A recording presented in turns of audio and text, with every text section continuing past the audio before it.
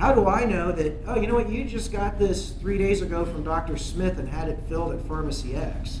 And now you're here at my pharmacy seeing Dr. Johnson, and he probably doesn't know that Dr. Smith prescribed the same thing. How do I stop that prescription from being filled? Now, when this comes to legislation, the problem is defining art. I know what it looks like, and I also know when it crosses the line. And how do you determine how the art of medicine is to be practiced? So we had to make some dynamic changes in this bill. The first, of course, was dispensing out of the office, which was limited to 72 hours. You know, how do we not impede a dentist or an orthopedist, post-surgical, or whatever's going on in that office from giving the patient the care that they need, but also not allowing physicians to just sell OxyContin on a monthly basis or oxycodone or other narcotics out of their office? Where do you strike that balance? The authority to prescribe, the authority of the practices, whether you're a physician, a pharmacist, a nurse, a dentist, wherever you come from, is granted by the General Assembly. We want to license what people do and regulate it.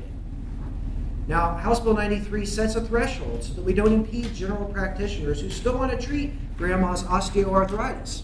That's okay. As long as your practice doesn't exceed 50% of patients in chronic pain management, the bill doesn't apply to you. And that's not the number of visits that you have in your office.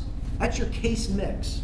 As I would say, being in the profession as Dr. Johnson is, I didn't want the innocent to have to prove their innocence. One of the things we asked for in House Bill 93 was for the State Board of Pharmacy to come back to us after a 6-month review process and say, what does it take to make OARRS into a clinical tool?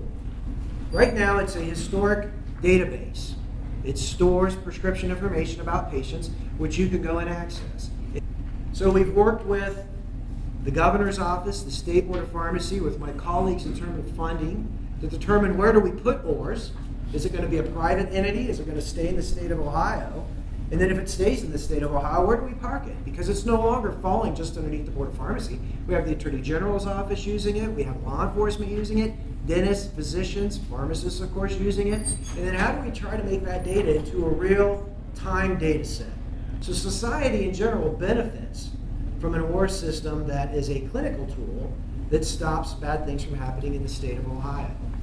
One of the good things that came out of House Bill 93 was that we now have the medical board talking to the pharmacy board, talking to the nursing board, now talking to the dental board, so that we share information about prescribers and providers that leads to, I think, a more integrated system and a more progressive system. Probably the most important thing that happened, though, in House Bill 93 is we licensed and legitimized the art form of pain management.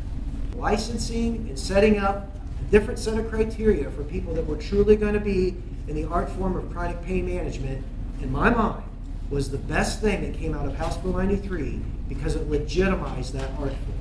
And I think as we see an aging population, that's going to become, I think, a more critical role that a lot of these places will have. And physicians who don't wish to engage in that behavior have a place where they can refer patients with confidence that that patient's going to be treated in a legitimate fashion.